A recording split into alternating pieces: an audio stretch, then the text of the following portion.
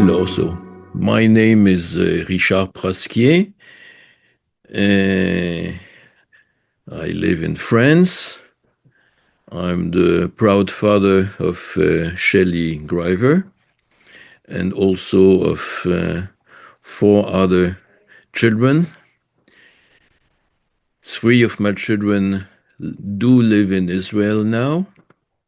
One lives in Colombia, and the last one, the younger one, still lives in Paris. I was born in Poland in 1945. My parents went to France in 1946. I spent all my life in France, and I did my studies in France. I'm a cardiologist. And I entered the Jewish.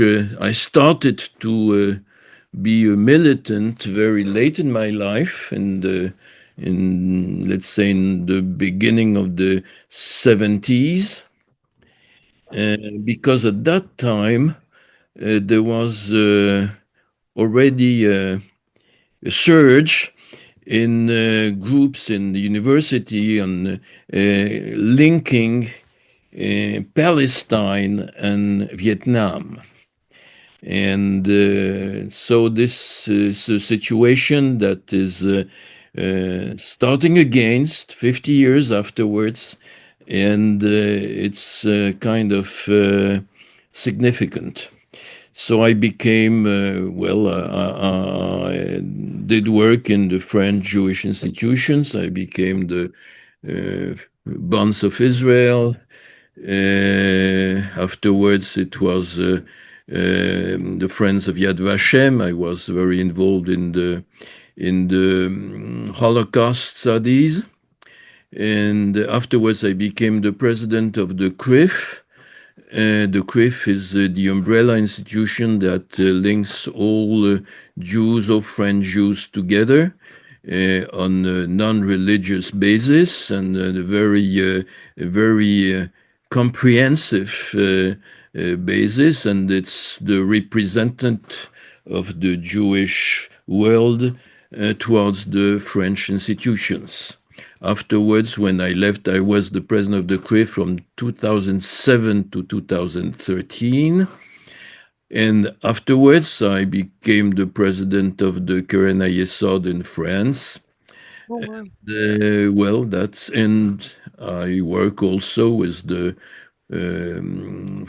French Jewish Physicians, the organization of French Jewish Physicians, and we are now sometimes fighting against anti-Semitic libels that are presented in the medical world. So this is it. My institutional work had been very clearly directed towards Israel, and so it's continuing. And I spend my time and sometimes in writing every month, every week. I'm writing a chronic, an article about things that seem to be of interest, and that's it. Amazing, amazing. From all the things that you do, what is the thing that stayed the most with you, that you think was the most meaningful as action that you took? You did so many things. It's amazing. No, there was always basically in all of my in all the works I did, there was a trend, there was a kind of direction, always steady direction towards Israel. So it's, as I told you, I started being a militant. It was the president of the Bonds of Israel in France. That means, but it was most of the time. It was always something that was related to Israel. And besides that, the Holocaust, and as someone who was born in Poland, and who, as you can imagine, did not know much of his family, because of that, I spent many trips to Poland, and working and trying to do whatever I could to foster the Holocaust education, and also to try also to bring links with the Polish non-Jewish world, because although Poles, there was a lot of anti-Semitism in Poland, there were also some Poles who were very active in trying to save Jews, and we have to give them the respect that they deserve. That's amazing. We actually just interviewed Father Patrick Desbois, which is a friend of yours, right? If I understand correctly. Patrick Dubois is one of my best friends.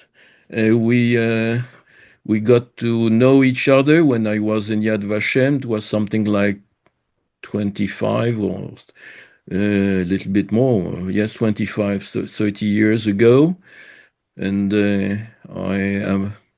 I'm honored to be the vice president of his association, but I don't do much, and he's been doing an amazing work. Yes, I was also very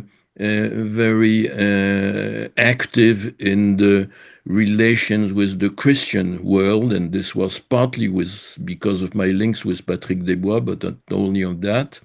And Patrick Desbois was the very close to Cardinal Lustiger, that you may have heard the name of Cardinal Lustiger, who was a French cardinal, very close to the Pope John Paul II, and who was of Jewish origin, and who never forgot his Jewish origin. And I was also very closely related to an Israeli institution, well, at least a French institution, which is in Israel, which is the monastery of Abu Ghosh, close to Jerusalem. And there is a group of marvelous monks there, very close to Israel, and we built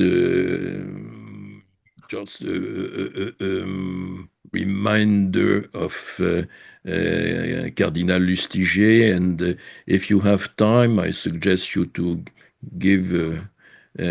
have a look at this monastery, because it is worthwhile to discover these people. It's an amazing place. The Abu Ghosh Monastery is very well known in Israel. It's considered one of the beautiful places to visit around Jerusalem. We just published your article in our blog. I pasted in the chat. It's an article titled Soft Power, Narrative Manipulation, and Israel Failures. Would you like to talk a little bit about what the concept of soft power is? Well, the concept of soft power is something that had been thought of by a communist intellectual, an Italian communist intellectual, Gramsci, in the 20s, in the 20s, the 30s, whereby he mentioned that power is not only a question of force, is a question of hegemony in the thought, hegemony in the cultural, in the ideology, and communism has to win not only by strength, but also by having the cultural hegemony among people, and mostly among youngsters. this idea of cultural hegemony was really pushed forwards during the years, and it got mixed with the development of the new medias, and in the 20s it was the radio, in the 50s it was the television, and now it's social networks, as you know. And this idea of cultural hegemony, it just blended up by being propaganda in the Nazi era. And we are facing now a real development of this what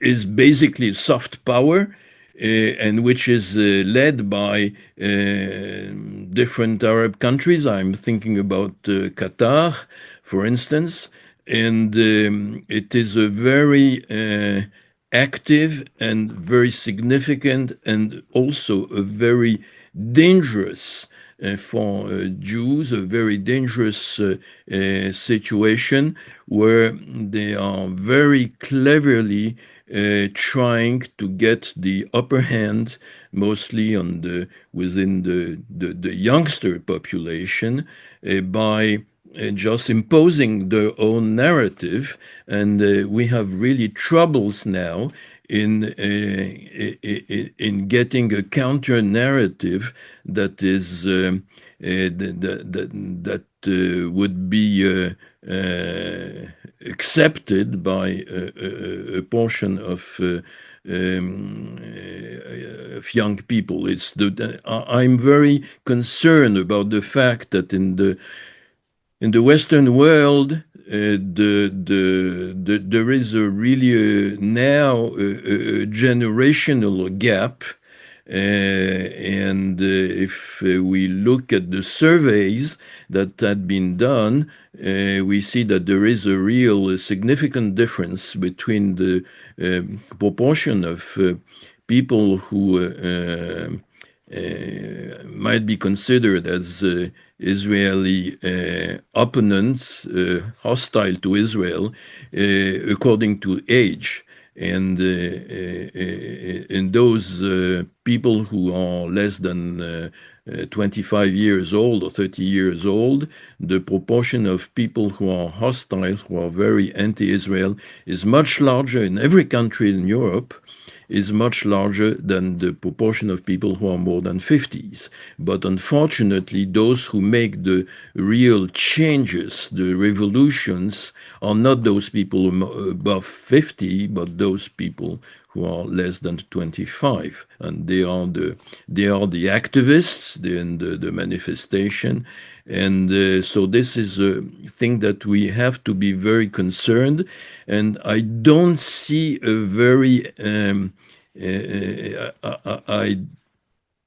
there are very good, there are great militants, and there are very good, there are people who are doing a marvelous work, marvelous job in trying to, in defending Israel in every Western country, and you know the names of most of these, and some of these people, but we still do not have a very attractive a narrative that is attractive enough. And it might be maybe it's the fact that the left side, the leftist, and I do not want to get into any political discussion about that, but the fact that the leftist ideology has kidnapped this Palestinian issue is makes it very attractive to many youngsters, and this is really a thing of concern. Yeah. So a big part of our work is to identify what are the problems and how we can deal with them. And I was wondering, if you look back at a lot of the fights that you went through in your journey as an activist, what would be the biggest win or few of the biggest wins that you had in the front of Jew hatred? Something that you tried and we didn't know if it would work and it did work. What would that be, for example? Well, it's not it's really it's not a personal it's not personal victories. It's common victories, and clearly the most important ones were not. I came more or less afterwards. The most important victories were memory victories when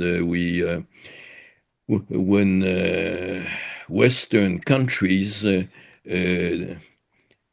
understood that what had happened to Jews during the war was not something that was almost irrelevant, but there was the major issue of the Second World War. And this change in mind, this change in focus of the events of the Second World War were an extremely important event. And you know the names of some of the militants. Let's say Simon Wiesenthal in France was Serge Klarsfeld and some others. And this change was a very progressive change, very important in France because of the very specific situation, French situation during the war, with a collaborationist government. And it ended up in 1995 when the President Jacques Chirac gave a very powerful speech recognizing the responsibility of French government of that time during the war, and this was a real change. So my generation was born into an era where those European countries already really recognized their part in what happened to Jews during the war. But what you're saying is that it wasn't like that immediately from the start. You had to fight to make that happen. Yes, yes, and this it's uh, it's taken for granted now. It was Yeah. It was, and this is one of the problems. That is, it's taken for granted, but it was the result of a long fight. Same thing with our relation with Catholic Church, which is the as you know, it's France is mostly a Catholic country, and well, most of Europe was a Catholic world, and the relation with the Catholic Church, at least in France now, the relations are good. I have very good friends, very close friends who are Catholic, and it's also taken for granted now, but it was a long fight. The Pope John Paul II was first the Pope John the 23rd was a major responsible for the change in mind, and afterwards the Pope John Paul II, who was of Polish origin, made great steps towards it. And as you all know, you were probably very young at that time, when he came to Israel, it was an enormous step. This is also taken for granted now, but it was a long fight. And these are the major steps. The fact is that these steps were always fought against people that we might position at the right end of the political spectrum, which means for the memory of for the Holocaust memory, those people who were against it were almost all of them were on the extreme right, and it was very easy to fight against the extreme right in Europe because we did not share anything with them, and they were the enemies. They were the clear enemies. The same thing with those very ultra conservative Catholics who were very anti-Semitic, traditionally anti-Semitic, and so they were clearly the enemies, and and they were the enemies of those people in the Catholic Church who wanted to change the things. So we had a very simple ways. We had a very simple dimensions to fight. We knew who were the enemies. The adversaries, and we knew who were the allies. Now, what has been occurring in these last, let's say, I would say, well, it's not 5 years, it's not 10 years, it's probably 20, 25 years, and it's probably more because it's this coalition of leftist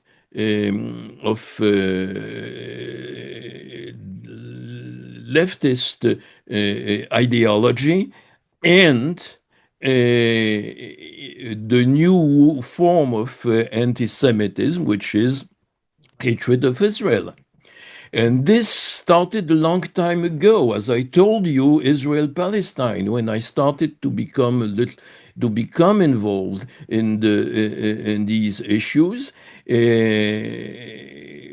It meant I'm sorry, Vietnam-Palestine, when I started to become involved in these issues, which meant that those who were fighting for the independence of Vietnam, which means mostly people who were left-oriented, were also supposed to fight for freedom of Palestine. And these were the years where the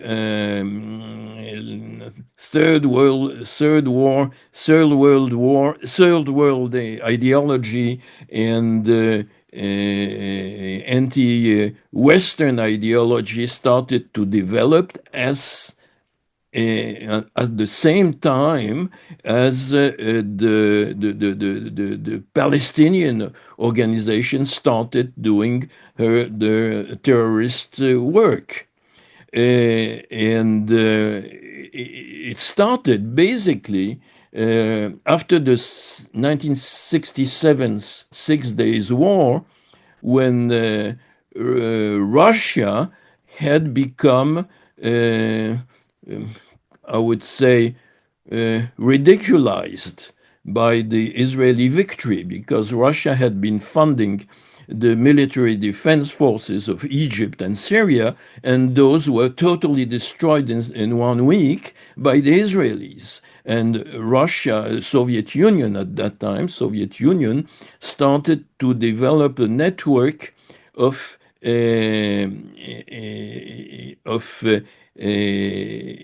revolutionaries all around the world, and started to fund them, to help them in different ways. And this started this Third World War ideology with the basic idea of anti-imperialism. And when Israel became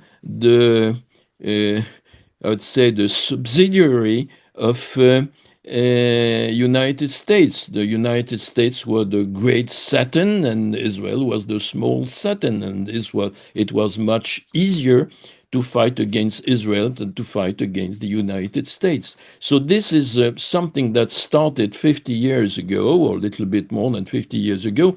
I just remind you that if I remember, it's 1975, there was at the United Nations a resolution by the General Assembly of the United Nations equating Zionism to racism. 50 years ago. 50 years ago. And this resolution was repelled after the fall of the communist world in 1989. This resolution was repelled something in 1991 or something like that. But in 1975, there was a resolution equating Zionism to racism, and thus was voted by the majority of countries at the General Assembly of the United Nations. Then started the work of United Nations, who was basically against Israel because of this the number discrepancies. It means the Arab world had something like 53 countries. Israel was one, and the European, the Western world countries were minorities. So under I the want to ask you about that. This is it's just like I'm really curious at that. Do you remember a time where the UN was not absolutely 100% horrible and against us? Was there a moment in time when they were nice to Israel? because in 1947 I was too young to Mm. appreciate the fact that United Nations had voted for the creation of a state of Israel. I'm pretty sure that this was a miraculous time when there was a conjunction of thoughts that when the Soviets were thinking that Israel with the Labour Party might become a kind of might help them in their fight against the Americans in the Middle East, and besides, the Americans had a president Truman who was not in who had good feelings towards Jews. It was a kind of miracle. But so this was November 47 when there were when the majority of countries voted for creation not only of state of Israel, but the state of Israel and the state and an Arab state. And this resolution was not accepted by the Arabs, as you know quite well. So I was too young at that time. But I remember also when I was I was old enough to discover in April or May 1967 that some of the countries who were supposed to be Israel allies, and unfortunately France among them, well, started to diverge from Israel support, and I discoveed that United Nations accepted to follow the will of Gamal Abdel Nasser, the Egyptian Rais, and who asked the UN forces to leave the Sinai, and who blocked by himself the the entrance to the Gulf of Eilat, which blocked the arrival of fuel towards Israel, and which was actually an act of war. And no, well, and Israel was not supported by France. France was at that time the major ally of Israel, because most of the Israeli Air Force was of French origin, and as you know, the nuclear work had been done in help with France, because at that time in the 50s, France was fighting against in his Algeria war. So I discovered in May '67 that Israel was very solitary, and this was probably the most important fact in my personal history, that really directed my life from that time, because I remember the speech by Abba Eban, who was the representative of Israel at the United Nations, and who said that Auschwitz time, that some people want Auschwitz time to come back, and Israel would not leave. Israel will not let them do it, but we were very upset, and we were very pessimistic about the possibilities of Israel to survive, and we wanted to, as much as possible, to be part of it, to be part of the struggle of Israel, and we did not have time to do anything, because in 6 days, in 2 days actually, and it was an extraordinary day, Israel destroyed as you know, the Egyptian Air Force, and that was it. So this was kind of miraculous, and but this was the building block of my personal investment. This was also the building block of Soviet involvement in fostering the anti-Israeli activities, which continued from that time on. This was in the first 10, 20, 30 years. It was on the basis of revolution, international revolution, and so on.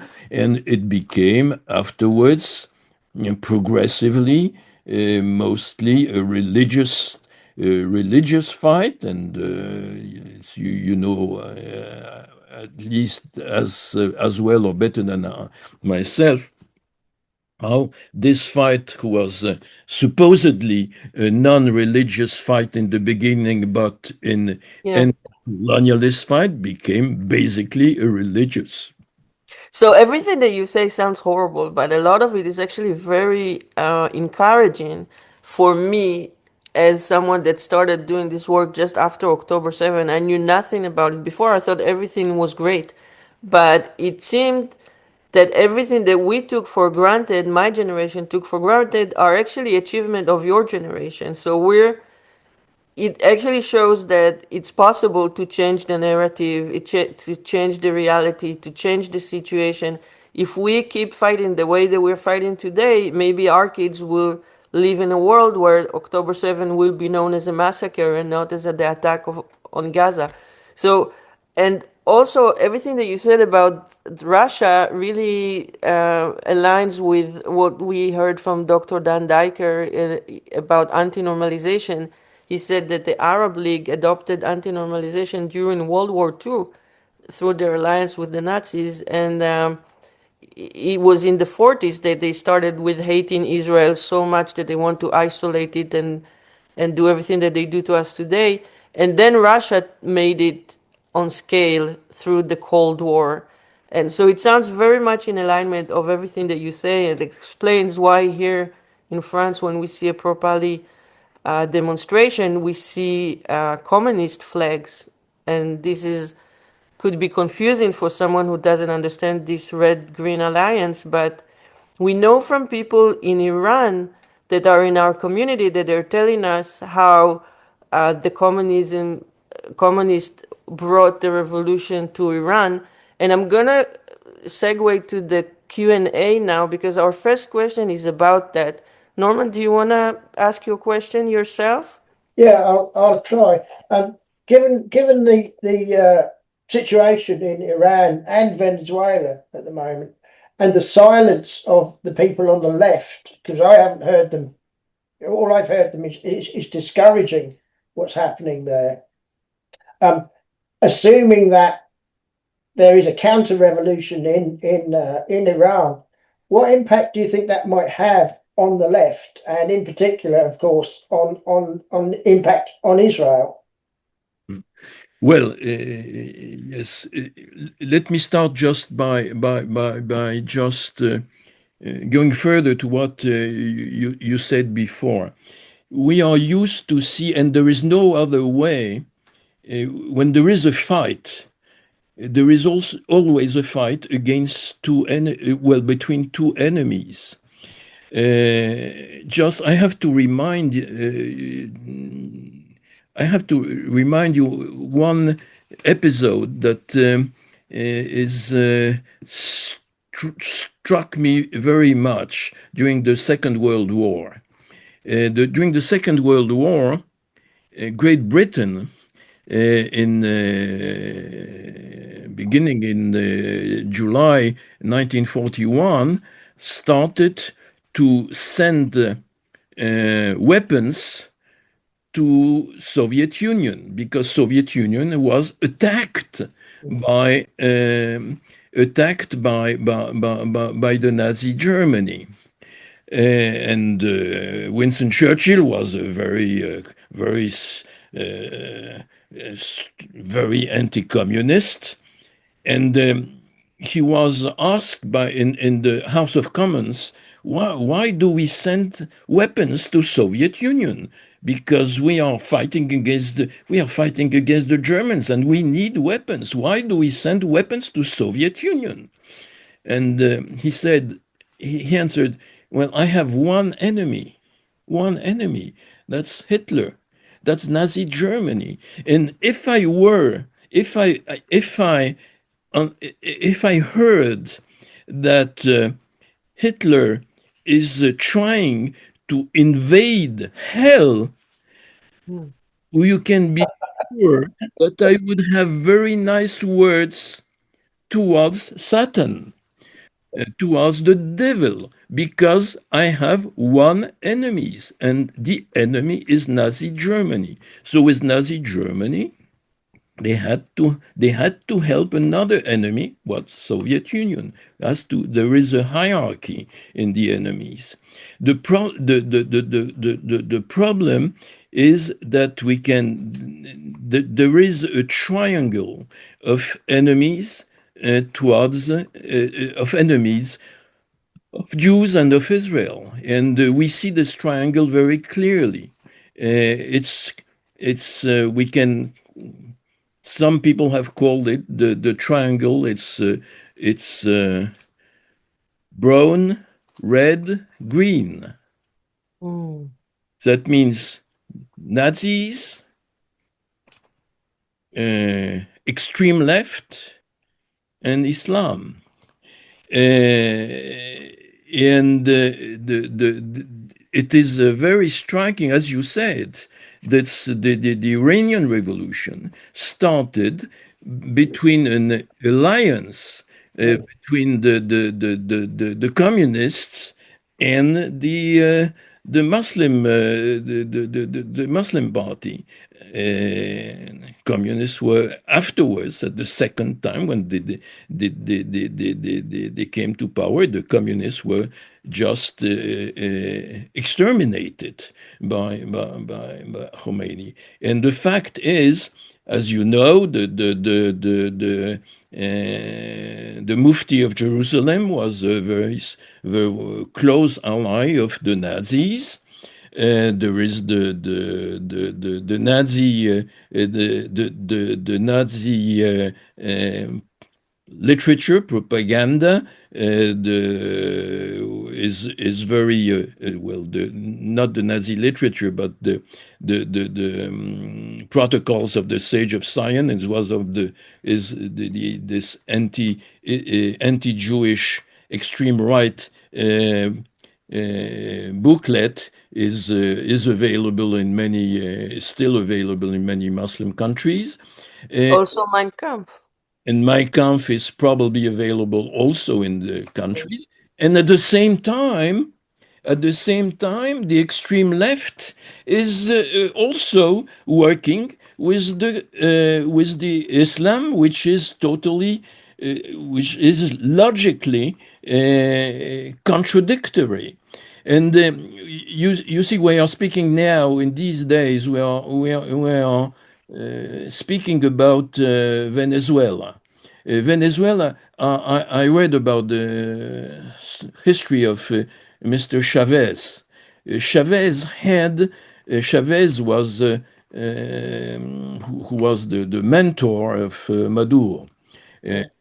Chavez was the symbol of anti-colonialism in South America, anti United States, extreme left, and so on. But the man who was in the beginning, at least, who was the mastermind behind Chavez, was an Argentinian intellectual who was a Nazi, a Nazi, fascist, racist, anti-Semite, and so on and so on, extreme right. Well, Chavez at one time decided to really to show off as an extreme leftist, but he kept the anti-Semitic. Something happened. I don't see any. Yeah, I'm sharing my screen. 1 second. When you finish, I want to show 1 minute from the famous speech that you talked about of Abba Evan in the UN. The speech that you said that changed your life. Sorry, you can finish what you were saying. I'm waiting for you to. Okay. So what did I say? Well, but he kept his anti-Semitic tones. That means the anti-Semitism may be anti-Semitism may be a connecting point between very different political positions, and it's an extraordinary. It's a factor that is very active in fostering alliances between people who should usually not have anything in common, and it's extreme right, extreme left, and Islam.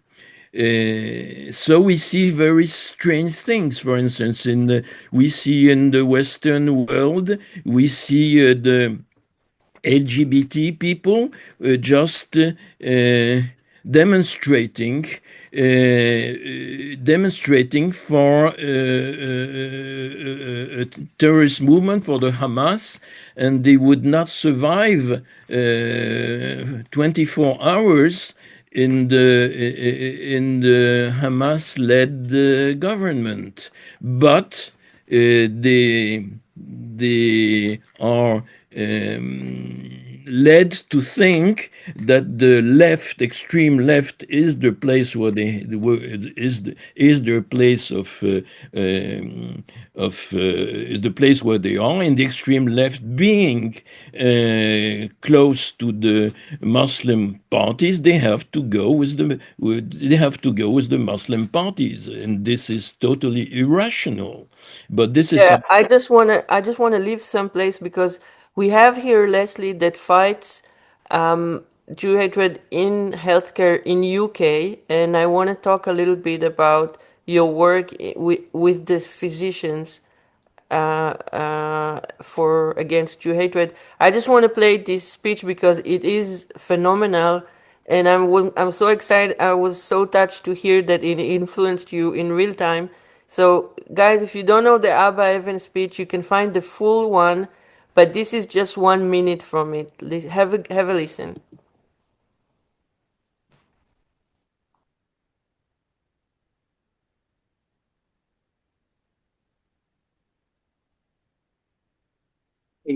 Strive for the dignity of survival. The exploits of Israel's defense forces on that day will be told from one generation to another with the deepest pride. Today again, the Soviet Union has described our resistance as aggression and sought to have it condemned. There is no accurate foundation for this assertion. We reject it with all our might. Here was armed force employed in a just and righteous defensive cause, as righteous as the defense of freedom at Valley Forge. Just about Russia and their involvement. Anyway, I really recommend it, and it's this speech was running a lot in the internet these days, and it's so amazing to meet someone that actually was influenced by it in real time. Thank you. Thank you, Richard. what you do.